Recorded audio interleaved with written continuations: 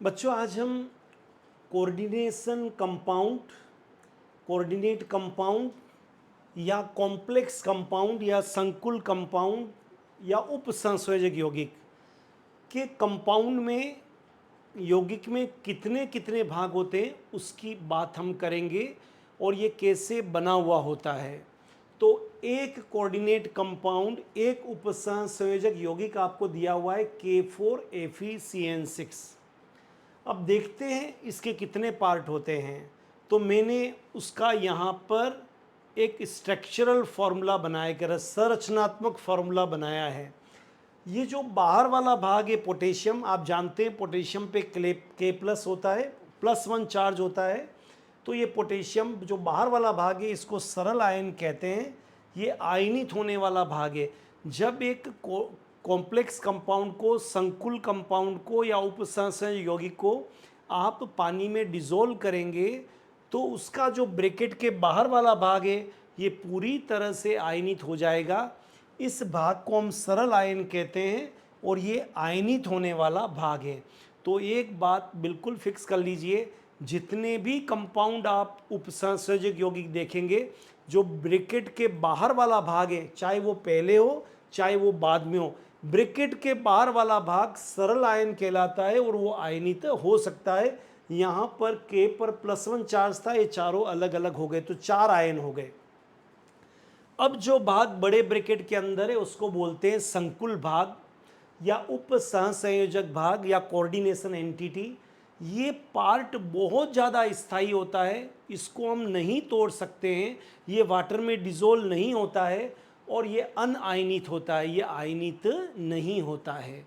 इस पार्ट को हम बोलते हैं कोऑर्डिनेशन एंटिटी या फिर संकुल भाग और या फिर उपसंयोजक भाग। ठीक है। अब ये जो बड़े ब्रैकेट के अंदर वाला भाग है जिसको हमने संकुल भाग कहा है, इसमें भी दो चीज़ें हैं। एक तो ये आपका केंद्रीय धातु धनायन है, जैसे यहाँ पर फेरस आयन है, इसको हम केंद्रीय धातु धनायन कहते हैं। ये डी ब्लॉक का एलिमेंट है, इसके अंदर खाली रिक्त डी कक्षक होते हैं जिनमें ये इस लिगेंड के इलेक्ट्रॉनों को लेता है, इसलिए हम इसको बोलते हैं इलेक्ट्रॉन ग्राही।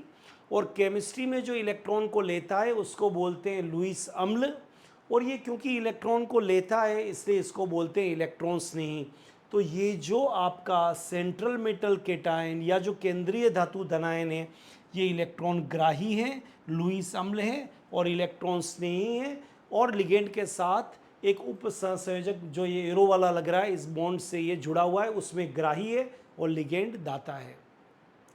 अब एक ही पार्ट इसमें बचता है और वो है CN जो कोऑर्डिनेट बॉन्ड बना रहा है। ये इलेक्ट्रॉन दाता है, देखिए ये डोनर है, ये एक्सेप्टर है, दाता है ग्राही, इसलिए तीर ये से चल रहा है। तो लिगेंड इलेक्ट्रॉन दाता है, जो केमिस्ट्री में देता है उसको लुईस शार बोलते हैं और ये नाभिक स्नेही है।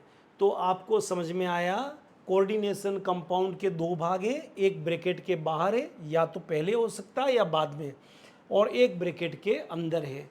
जो बाहर वाला पार्ट है उसको सरल आयन कहते हैं, पूरी तरह से आयनित पानी में डालने पर हो सकता है, घुल सकता है।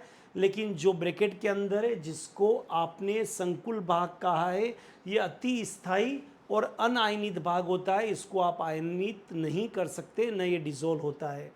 इसके भी दो भाग हैं, एक केंद्रीय धातु धनायन और एक लिगेंड। लिगेंड इलेक्ट्रॉन को देता है इसलिए इलेक्ट्रॉन दाता, देने वाले को लुईस शार, नाभिक स्नेही। लेकिन ये लेता है इसलिए केंद्रीय धातु धनायन को इलेक्ट्रॉन ग्राही और जो लेता है उसको लुईस अम्ल और इलेक्ट्रॉन स्नेही लेता है ना, इसलिए कहते हैं। और कौन सा बॉन्ड है दोनों के बीच में? Coordinate bond. तो आशा करता हूँ आपको कॉम्प्लेक्स, संकुल या कोऑर्डिनेट कंपाउंड के ये पार्ट समझ में आए होंगे। इसको याद रखेंगे तो आगे चैप्टर में आपको आसानी होगी। All the best.